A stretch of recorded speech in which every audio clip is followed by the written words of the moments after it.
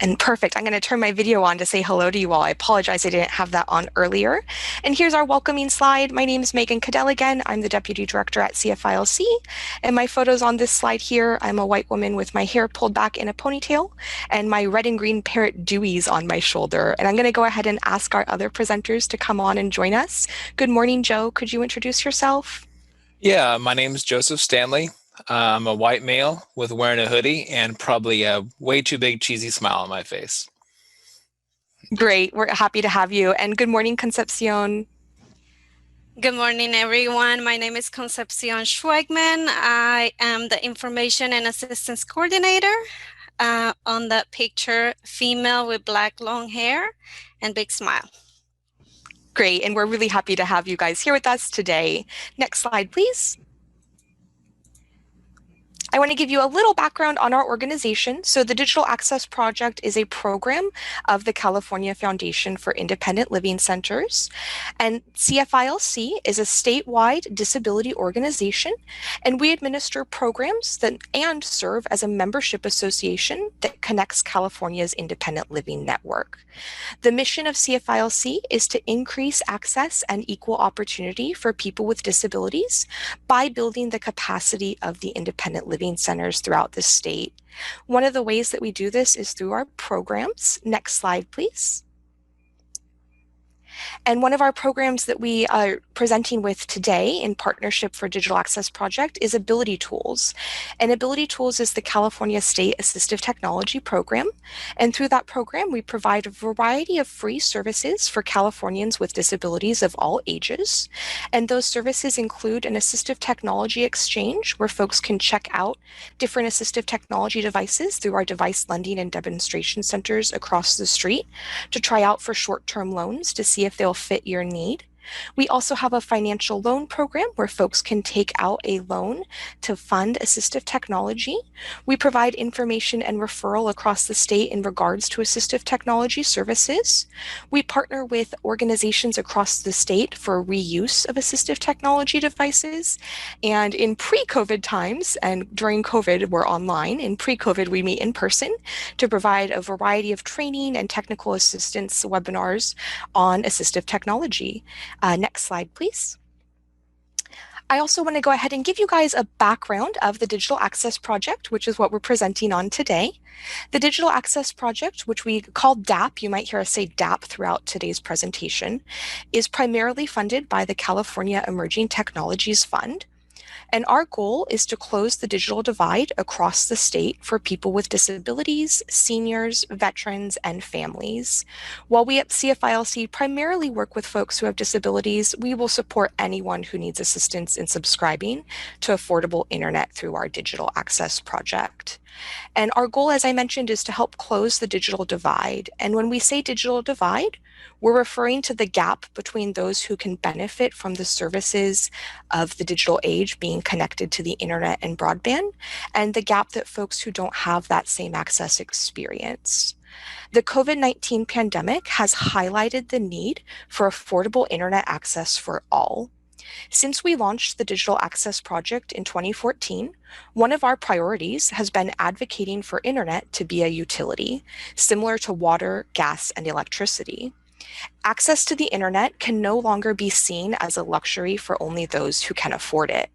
We all know how powerful the tool the internet is, and COVID-19 has really emphasized that.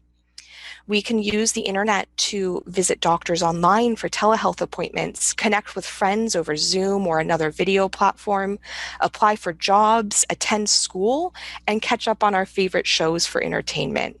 We know the internet is an integral part of our lives, and it's needed for everyone to have that access. Since we launched the Digital Access Project in 2014, we've assisted over 3,930 individuals in subscribing to low-cost internet. We're excited to continue this work in closing the digital divide and hope that you'll join us in these efforts. I'm going to go ahead and pass it along to Concepcion to provide more info on our program. So what we do It is very important to know how crucial it is for consumers of all ages to understand the significant impact of not having internet access in their homes. For example, to connect with family or friends, to order your groceries online, for children to attend their Zoom classes, or to even schedule your doctor's appointments. Our mission is to assist and support individuals to obtain internet access, to support communities with the process of finding the right internet options in their area. We make sure no one is left behind, with the possibility of having internet service to stay connected, even more during these difficult times. Our staff is trained to make sure we close the digital divide that exists in different areas of the state. So what makes us different? When an individual comes through the Digital Access Project, they are provided support by an advocate who is familiar with the low-cost internet options across the state, which are never brought up when an individual calls the company on their own. Even if you try to call the provider, they will offer what they have available, but they will never say, we have low-cost internet. The application process for low-cost internet programs is different than the regular service. The individual must upload supporting documentation in order to get approved for the program. Keep in mind that you need internet access to upload such documents. This is why a representative will not take their time to go over this whole process. It just takes time.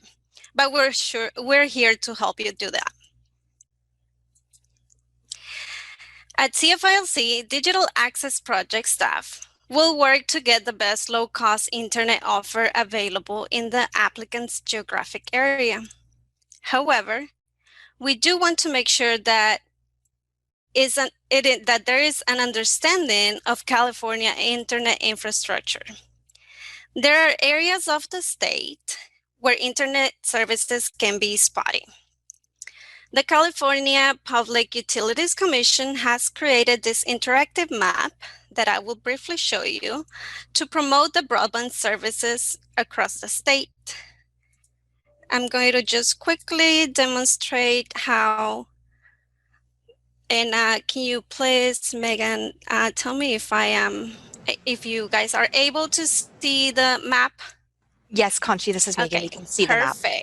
Perfect. Okay, so I am going to quickly demonstrate this map showing the different broadband areas, coverage areas across the state. This is a map showing the state of California with different cities. So I am going to just type in an address here. And just to briefly show how it will just bring up the provider that is in that area. So it is a map that it gives you pretty much the broadband service in that area, as you guys can see it here. Okay. So the CPU collects data once a year to provide California residents a means to look at broadband services available to them. Now, this map can also help you to find different digital literacy options that could be available too, that you can make it available as an organization. And now I am going to pass it on to Joseph, who is going to provide you guys with some more information in the options for low-cost internet across the state. Yeah. Go ahead, Joseph. Yeah, thank you, Concepcion. So these are the programs available when people call into the Digital Access Project. Frontier, Charter Spectrum, Comcast, AT&T, and Cox. Next slide, please. So the first program is the Frontier Fundamentals program. The offer through Frontier is $19.99 a month, and that's with no contract and no installation fee. And Frontier Fundamentals offers speeds up to 30 megabytes per second. And for a consumer to qualify for that program, they must receive CalFresh and provide their past 4 months transaction history, Medi-Cal, Supplemental Security Income, or the Bureau of Indian Affairs. Next slide, please. The next program is Spectrum and their Internet Assist program.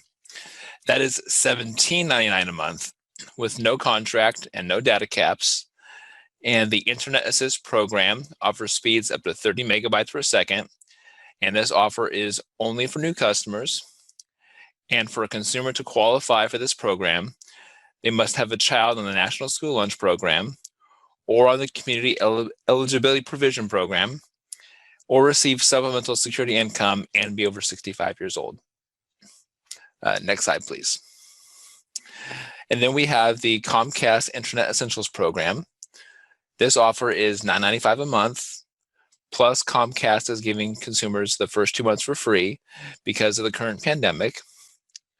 And the Internet Essentials Program offers speeds up to 25 megabytes per second. This is also no contract and no installation fee, and this offer is also only for new customers. And for a consumer to qualify for the Internet Essentials Program, they must receive either Medicaid, some form of public housing assistance, such as Section 8, documentation from HUD, or the Housing Assistance Payment Contract, or CalFresh, the National School Lunch Program, the Temporary Assistance for Needy Families, the Low-Income Home Energy Assistance Program, the WIC, Women, Infants, and Children Program, VA Pension, or the Supplemental Security Income. Next slide, please. And then the next program is the AT&T Access Program, which is $10 a month with no contract and no installation fee. And the Access Program offers speeds up to 25 megabytes per second. And this offer is also only for new customers. For one of our consumers to qualify for this program, they must receive CalFresh, the Supplemental Security Income, have a child on the National School Lunch Program, or it is also possible to qualify for AT&T based on income if they have a current copy of their SSA 1099, W-2, or Social Security Statement of Benefits. For one person in the household, the income limit is $17,226. For two persons, it's $23,274, and it goes up approximately $6,000 for each additional person in the household. And next slide, please. And the next program is Cox with their Connect to Compete program. This program is $9.95 a month with no contract and no installation fee. And then the Community Connect to Compete program offers speeds up to 25 megabytes per second, and this offer is only for new customers. For a consumer to qualify, they must have proof that their child is enrolled in school, such as a report card, and then also provide proof if they have a child on the National School Lunch Program, the SNAP program, which is CalFresh food stamps, the Low-Income Home Energy Assistance Program, the Women, Infants, and Children Program, Temporary Assistance for Needy Families, or also public housing, such as Section 8, documentation from HUD, or the Housing Assistance Payment Contract. Next slide, please. So now I will show you some examples of some qualifying documents. Up in the left-hand corner, we have a CalFresh card or food stamps card. On that card, we just need the consumer's name and then their CalFresh number. And the card in the bottom right-hand corner is the example of a Medi-Cal card from California, and it would just need the person's name and their Medi-Cal ID number on there, which also has their date of birth and the issue date of the card. Next slide, please. Next, here we have an example of the Community Eligibility Provision, which is also very similar to the National School Lunch Program.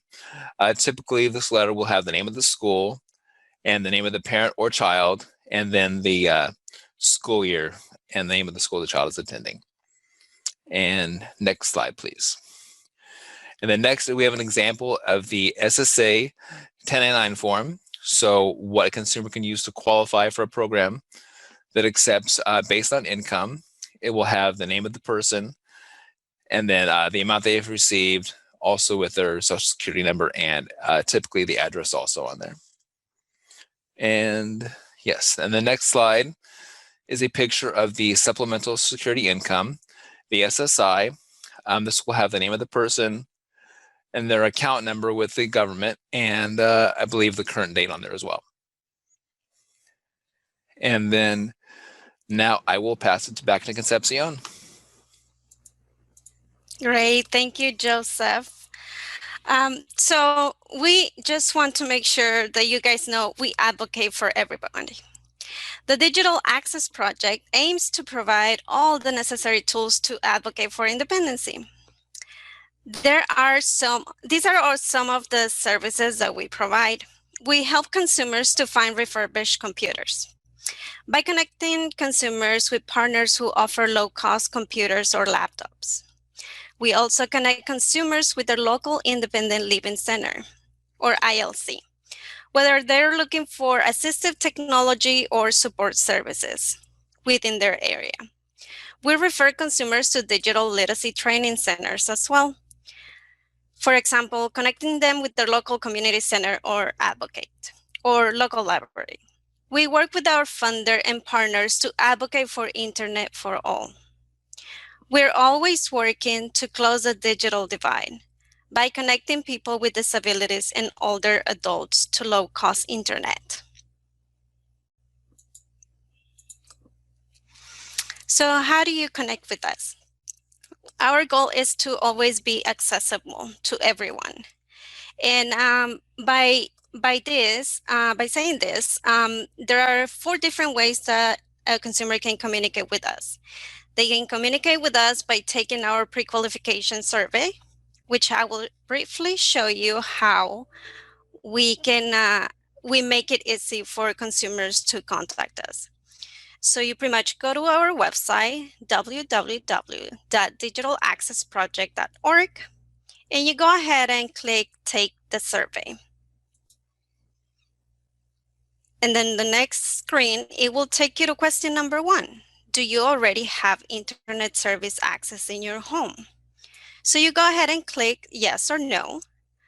And then it will show you question number 2. Where do you have access to internet?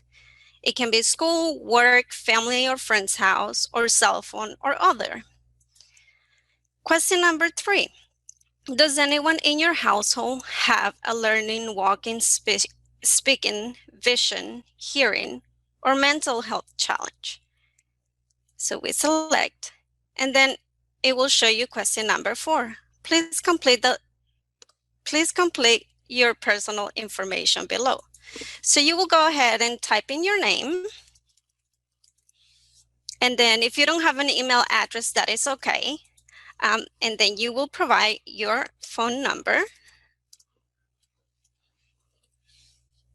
And then your zip code, as this will allow us to know what area you live in. And then who refer you to the Digital Access Project? These are a lot of our partners that are always referring consumers to us.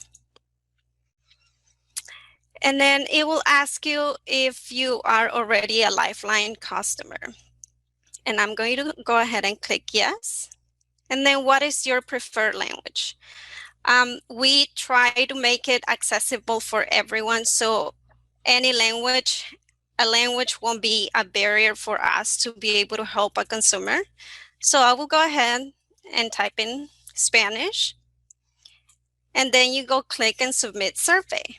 So this information will come to us, to one of our staff members, and we will connect with you within 3 to 5 business days. So that was for filling out the survey. And then you can always contact us via email at calpowers@cfilc.org, or you can send us a text message with your name and address at 916-259-4555. 5505. Or you can give us a call at 1-800-390-2699. As you guys can see, there are different ways for consumers to communicate with us. Also, we want to let you know that these are the 6 simple steps to low-cost internet. So step 1, to get started, you can give us a call, send us a text message, take the survey online, or you can always send us an email at calpowers@cfilc.org.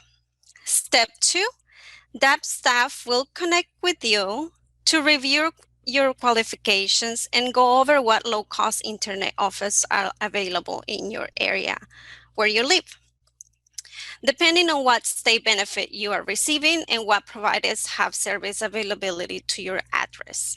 Step 3, DAP staff will assist applicant in preparing the documentation needed for the application, as providers require that documents are up to date and that all information is accurate and that the person is applying will be under the application. Step 4, after DAP staff have received documentation, they will assist the consumer with the application for internet service, whether it is a 3-way call with a rep or an application on the provider's website. We always make it accessible for everyone. Step 5,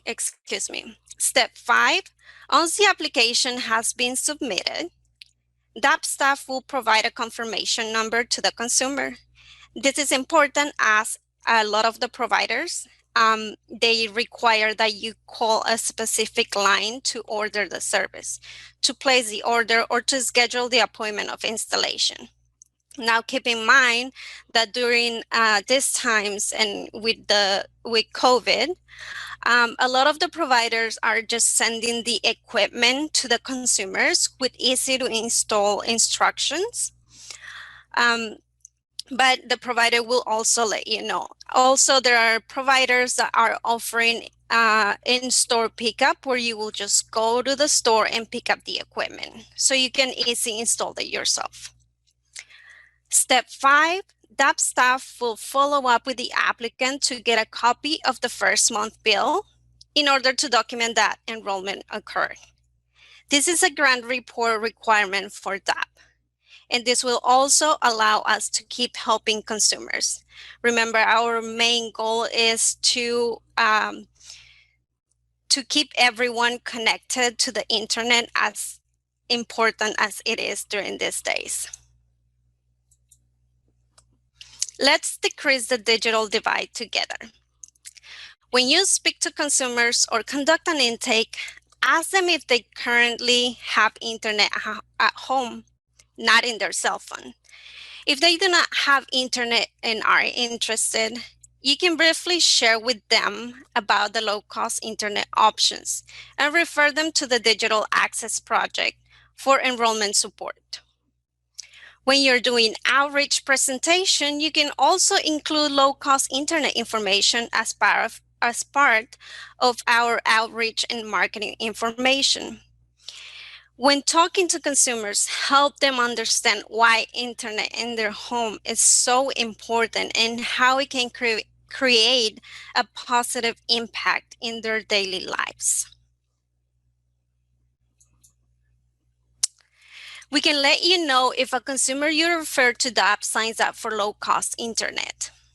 As we understand everybody, every organization, or if you're helping consumers, we understand how important it is to assist the consumer. Some ILCs and ADRCs are using CARES Act funds to pay consumers internet for up to a year. By doing this, they are helping to decrease the social isolation that exists during these difficult times. And we ask that if you are helping clients or consumers, please feel free to reach out with any questions you may have. We're always here to support each other. We can share with you also, based on zip codes, data on individuals from your service areas that have enrolled in low-cost internet. The information could assist you in securing future funding for a program that you offer online. For example, online digital literacy classes or telehealth literacy. If a consumer is a client of the Department of Rehabilitation, encourage them to advocate for broadband service to support their employment goals. Please, if you have any questions about this, please feel free to reach out to us. We want to share this story with you today. This is Myra and her young daughter. We have seen the struggle many families have faced during COVID-19 and the transition we all had to make. Myra came to us seeking our support. Having 3 children at home with the inability to be able to afford a high internet bill is difficult for many families, and we have seen this, especially when one of the parents is the only one working.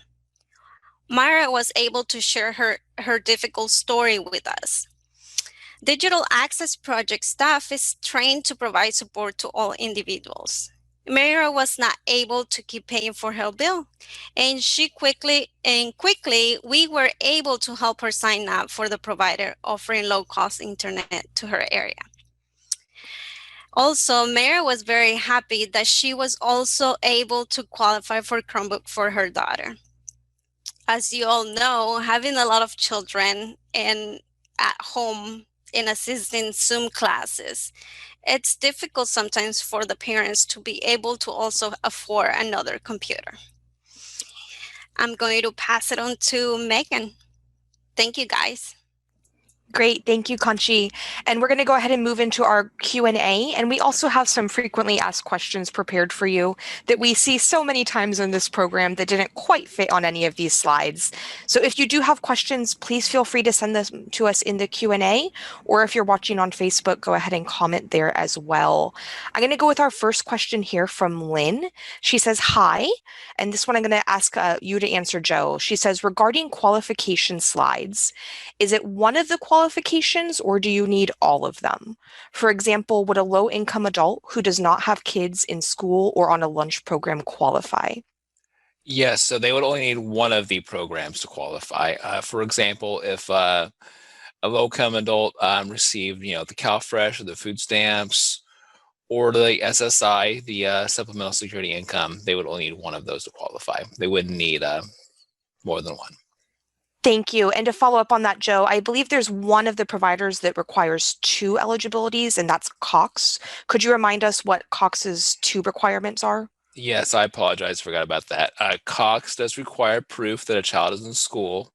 So if the parent were to have the report card or something like that, and they would also need to provide proof that the child is on the National School Lunch Program or the Community Eligibility Provision, or if an adult in the home, I believe, receives the supplemental security income also.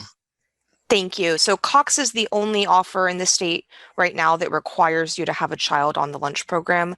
Every other offer is available for folks who do not have children as long as you receive one of their qualifying programs. And actually, to piggyback off that question, does the person who is applying for the internet services that calls into the Digital Access Project to get started, does that need to be the same person who receives one of those qualifying programs, Joe? No, as long as the person lives in the same residence as the person applying, then they can qualify for the low-income internet, so low-cost internet, excuse me. So if that person or the person in the household receives that, then they can also qualify for the program. Perfect. So that's really helpful, especially for the children, because we know kids are not going to be subscribing to the internet on their own, but they might be the reason you guys qualify for these programs.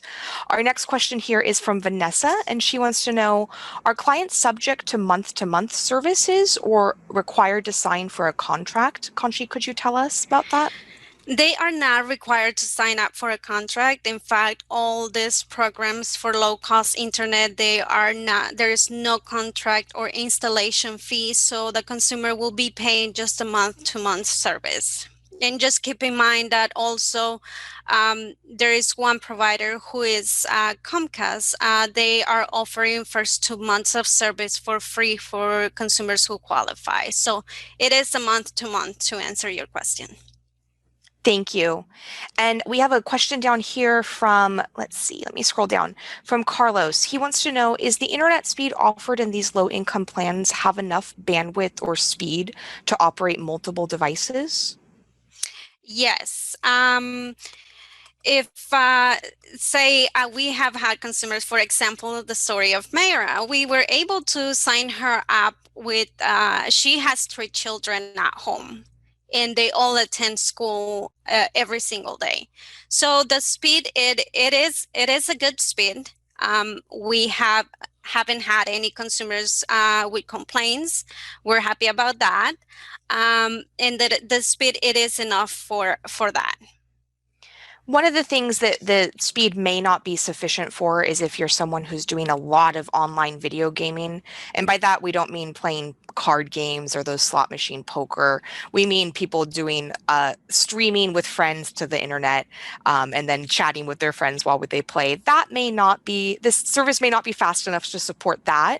But for services like telehealth, connecting to your doctor, getting on Zoom like we are right now for a webinar or to talk to a friend, or getting on Netflix, if you subscribe to that to watch a movie, these services should support that. Is that right, Conchi? Yes, as long as it is not heavy streaming, like, those Call of Duty games, stuff like that online. So it is not recommended. It is, that is important to know. Yes, if your teen is playing Call of Duty or something similar and the internet goes out on them, they might be a little disappointed. So keep that in mind.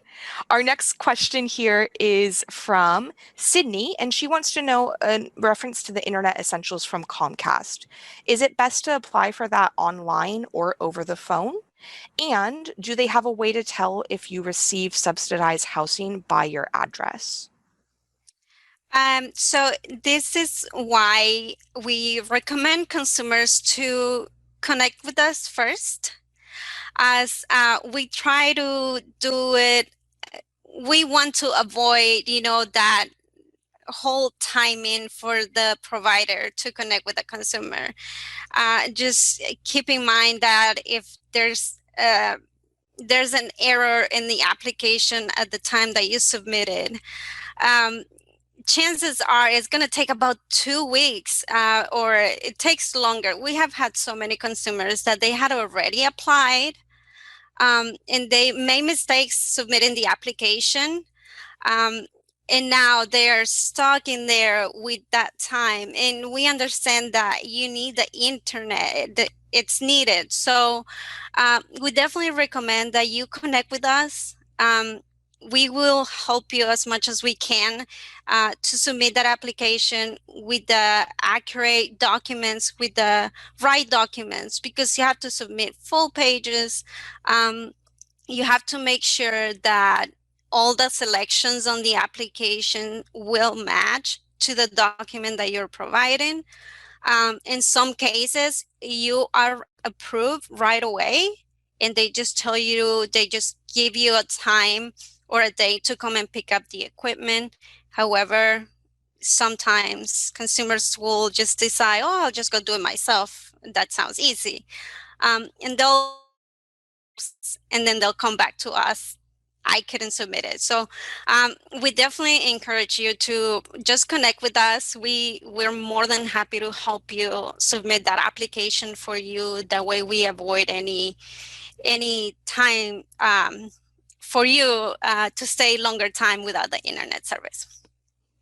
Thank you, Conchi. And if you have any follow-up questions on those, please send them in to us. Our next one comes from Claudia, and I'll go ahead and answer this myself. She says, do you assist seniors with or without a disability? And the answer to that is yes. Many folks on this webinar might know CFILC's programs primarily are to support folks with disabilities to live independently in the communities of their choice.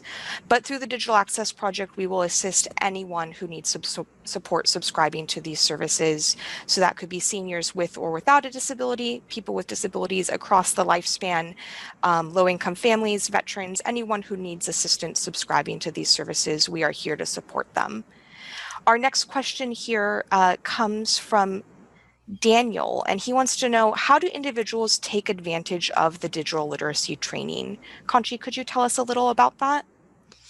So you can take a lot of advantages from that. There are many different digital literacy trainings on how to use Zoom. A lot of community centers, public libraries, or any type of center or organization that works with the community, they do offer digital literacy classes, whether it's how to set up your email account, how to navigate through Zoom, how to do video calls, or how to even create a profile on a website. Like, for example, navigating through your doctor's portal, how to create an account, or uh, how to set up your new computer, or to find any services. A lot of the local community centers, they do offer digital literacy training classes. So it is important to know that it is a great program, and you can take advantage of that really good.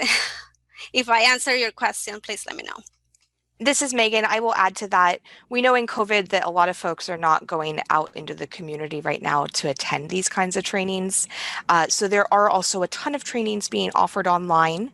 We realize that there is a bit of that barrier. If you don't know how to get on the internet to have a training online, you might need some technical assistance one-on-one from somebody. And we would definitely refer folks to their independent living centers that need support building skills. We also would refer folks to a really great resource online. I just shared the link in the chat. It's GCF Learn Free, and they have tons of really great tutorials of getting started on the computer and getting started on the internet. One of the ones they have pinned to their front page right now is how to use Zoom, which could be really helpful for some of the folks that you work with. Our next question here comes from Nancy, and I'm going to go ahead and pass this to you, Joe. Nancy wants to know, what does it mean to be a new customer with the internet company? Is it that you've never had an account with the company before, or it could be that you've not had active services in the past year? So most of the providers that are available through the Digital Access Project require that a person has no outstanding debt with the company or no unreturned equipment. And some of the providers require that a consumer not be with the program for 90 days, which we feel is just a little ridiculous because no one can be without internet for 90 days, especially in the current climate. But if they are a current customer or a relatively recent customer of the program, then we try our best to find them a different option. Thank you, Joe. And our next, we have a comment here actually from Sydney, and it's a great comment. So she says, Contra Costa Library System just released that they have hotspots that can be borrowed for 21 days and renewed if there's no waiting list. So it sounds kind of like the library's doing a lending of physical things. I know in Sacramento, our library does a similar thing. I've checked out board games from my library. So I would definitely recommend checking in with your libraries and seeing if they do have any resources. That's a great recommendation, Sydney. Thank you for sharing that. Our next question here comes from Lisa, and she wants to know, does your program also provide equipment to those who cannot purchase or afford a computer? So this is when we offer our services as well. As I mentioned earlier, we can do a warm handoff or get you connected to your local independent living center, where you can always find a computer to loan, or there's also different partners that we work with that they offer refurbished computers at a very low price. Please give us a call. We can always find service and support for you. Thank you, Conchi. And we have so many questions still coming in. Please feel free to type it in the Q&A if you do have a question for us. But I'm going to go ahead and transition for just a moment to a poll that we're going to launch. We want to collect some info about who you are and who's attending our webinar today. And this allows us to continue to bring more of these trainings to you. So I'm going to go ahead and launch a poll right now. And the poll says, what role best describes your participation in today's webinar? And the options are individual with a disability, family advocate, guardian, or authorized representative, a representative of education, a representative of employment, representative of health, allied health, or rehab, a representative of community living, a representative of technology, or other. So please go ahead and answer that poll. I'll leave it open here for 30 more seconds, just so we get an idea of who's with us today.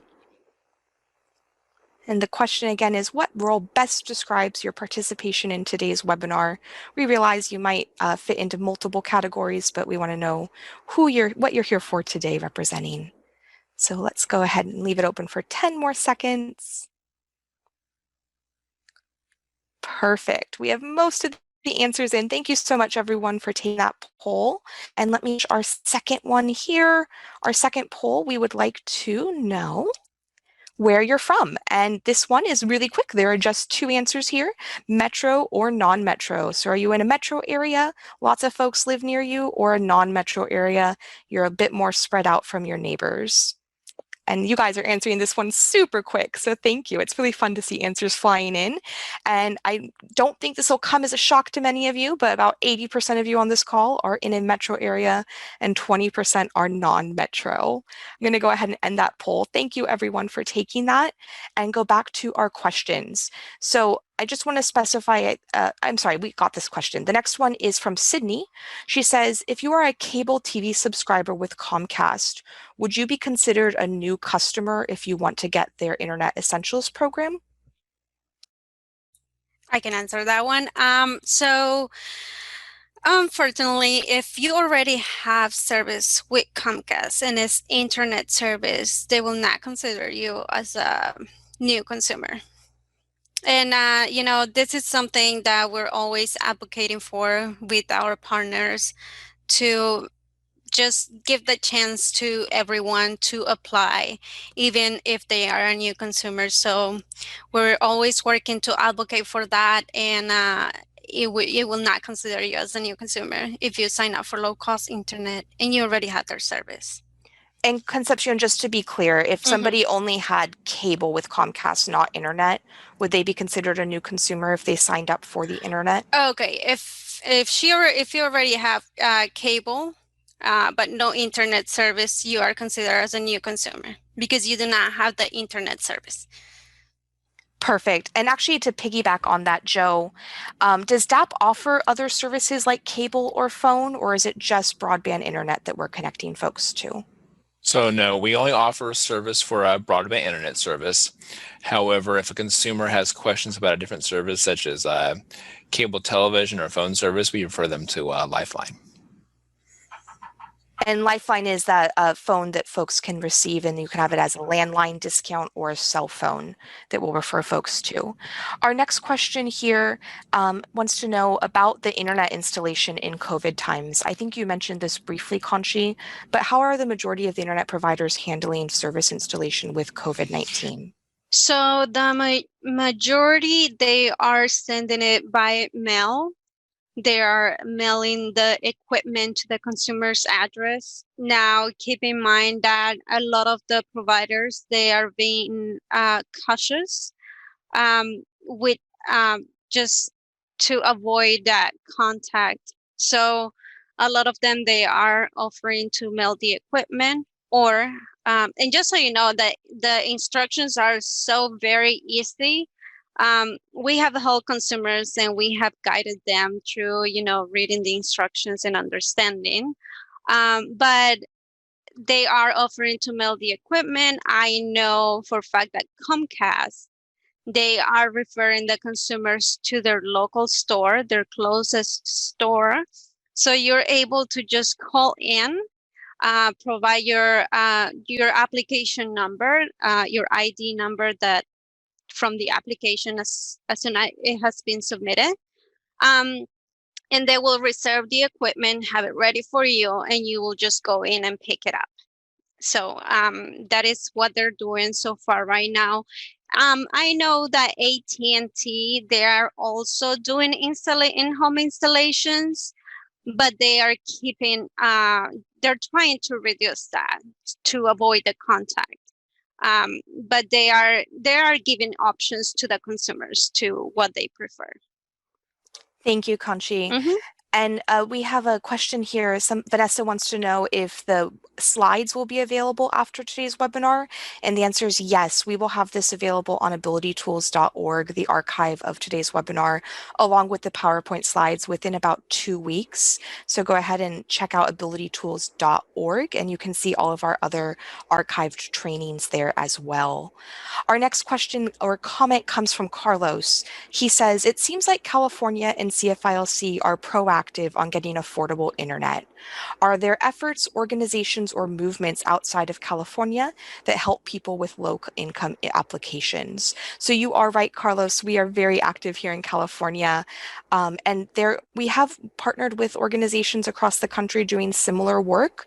A website I would recommend checking out to you what offers are available across the country and find other people doing similar work to us would be everyoneon.org.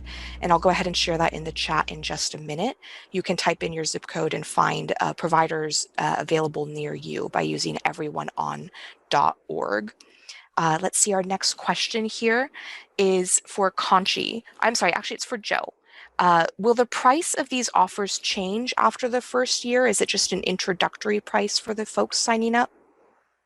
No, the prices are set for the foreseeable future, especially through the pandemic. All these offers we had mentioned are no contract. So if a person were to have a question about a bill, they would need to call the provider directly about any changes that may occur. Perfect. And then do folks need to recertify for these programs to show that they're still eligible annually? And if so, what's that process look like? No, a consumer does not need to recertify. If they have the program they receive, the providers will not ask for any updates on what they receive. Thank you. And we have a question here from Penny. She says, I'm working with seniors who are at or below the poverty level.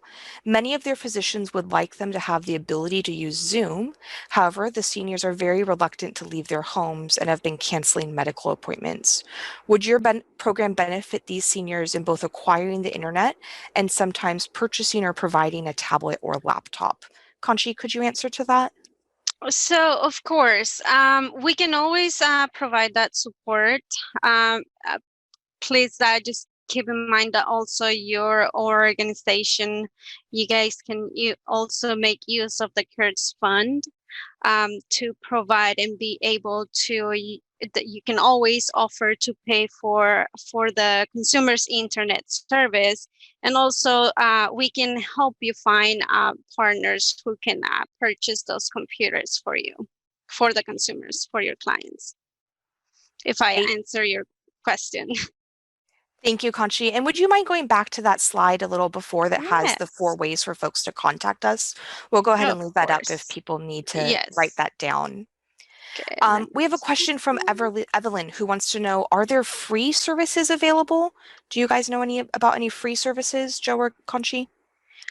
Free services, any specific? All our services are free. Always free and with a smiley face. But any specific type of service that you're looking for? I'm going to guess that she's talking about if there's free internet providers in California. And the answer to that is not that we are aware of. Yes. We are advocating and continue to advocate for the internet to become a utility, similar to gas and electricity. But there are different resources that may be able to help a consumer who cannot afford for internet to pay for it. For example, if a consumer is a client of the Department of Rehabilitation and having broadband would support their employment goals, Department of Rehabilitation has been known at times to help cover that internet. We also have some independent living centers and AAAs who have received CARES Act dollars, and they're using that to support consumers to pay for their internet bill for up to a year to decrease the social isolation that we're all experiencing during COVID-19. So none of the providers themselves offer free internet, but there are resources available if you have a consumer who really, really cannot afford what's out there. So we have a great question here from Nancy. She wants to know, since they offer to mail the equipment to the consumer during COVID-19, how do you assist the consumer if they're unable to install it themselves? For example, if it's someone who has a vision disability. So the way we can do it is if the consumer needs technical support, we can always do a three-way call with technical support from the provider. We have done it previously where we have had the consumer on the line and the technical support. And if there are many cases, there are issues with connectivity, the provider will schedule some type of appointment for the consumer. And we always advocate the consumers to try to be more independent. But in cases like this, we do three-way calls with the providers, and we just make sure the consumer receives the support that they need. Thank you, Conchi. Our question here, Evelyn wanted us to clarify. Earlier, we were talking about a consumer being new, what qualifies as a new consumer. So again, if somebody already has service with one of these providers for television or phone, but not for internet, would they be considered a new consumer who's eligible for these affordable offers? Yes, it will be considered as a new consumer. Now, just keep in mind that this is all for low cost internet. Even if you already have cable or phone, you will still be a new consumer with low cost internet. So that does not disqualify you to not have the service. So you will still qualify for the internet service. Thank you. And we know that it can be really difficult if you are subscribed to one of these and you do want to get on the more affordable offer, that they do have that waiting period. So we'll really work to help you find a stopgap if we can, to make it so you don't lose internet access. And to kind of piggyback on that, we have a great question here from Jessica at Freed. She wants to know, what about rural communities and access, places that don't have broadband like Comcast, that they don't reach to? How do you guys support folks in those more rural communities?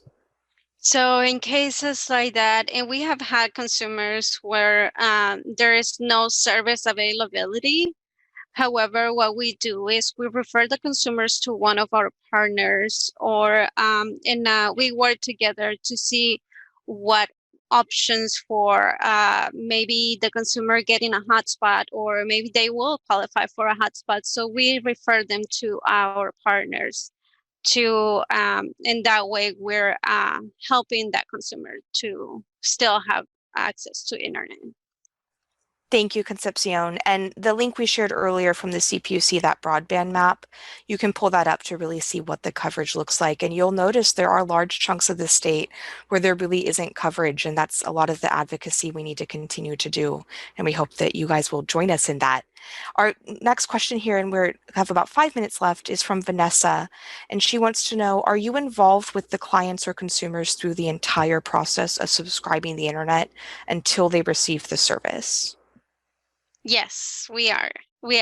And we stay with the consumer since the moment that we connect with them. The whole process, we make sure we do a follow-up call. After the application has been submitted, we follow up with the consumer. We make sure that they got their service installed, that everything is working fine. If they need technical support, we do provide the technical support number for the provider. And this is why we try to have a good relationship with the consumer. We love providing support for everyone that needs it. So we are with the consumer through the whole process. And even if, let's say the consumer cannot find their SSI letter, or they're still waiting for their Social Security office to send a new letter, a new award letter. We try to see if there are other options. What about your CalFresh card? So we try to find all the options available for the consumer so they are able to have their access to internet. Great. Thank you, Conchi. And we do want to make sure they feel supported through the entire process. We are here for them the entire way. And we have consumers who subscribe to the internet and end up calling us 6, 9 months later just for support and to check in. We really build strong connections with them as we're supporting them and value that. Our last question here that we have time for is from Dominique, and they're following up on the equipment delivery. So is there a fee for folks that choose to have the equipment sent to their home, or is there a fee for installation for any of the offers? No, there is no fees for installation. I know that there is no charge for the provider does not charge for the shipping of the equipment. This is a low-cost internet program, so we understand that the providers understand the consumer situations. So there is no charge for that. Perfect. Thank you so much, Conchi. Would you mind going to the last slide so we can tell folks about what we have coming up in the next months here Yes. at CFILC? Perfect. So thank you so much for joining us for our webinar today. When you close out, there will be a survey that will open up in SurveyMonkey. We ask that you take that to provide us some feedback on today's webinar and also let us know what kinds of trainings would be useful for you in the future. And we want to give you a heads up on some upcoming trainings that we're hosting. So Ability Tools, and that's our assistive technology program, is going to be hosting an assistive technology smart home series where we're going to be looking at devices like the Google Home and Alexa and showing how you can use those to make your home more accessible in a variety of ways. We'll have more info on that coming soon, and you can make sure you're stayed in touch with us by subscribing to our social media. You can find all of that by visiting abilitytools.org. And then through our youth program, the Yo Disabled and Proud program, we are launching an Ed Roberts oral history project. So we are having youth ages 16 to 28 that will be interviewing elders about Ed Roberts and the independent living movement. If you know of any youth who are interested in getting involved, please have them reach out to us by emailing us at socialmedia@cfilc.org so we can get them information on that project. Our launch meeting is coming up soon. It's March 3rd at 6:30 p.m. Thank you again for joining us. Just remember, when you close out, there will be a quick SurveyMonkey, and we hope that you have a great rest of your day. Bye-bye now. Thank you. Thank you, everyone.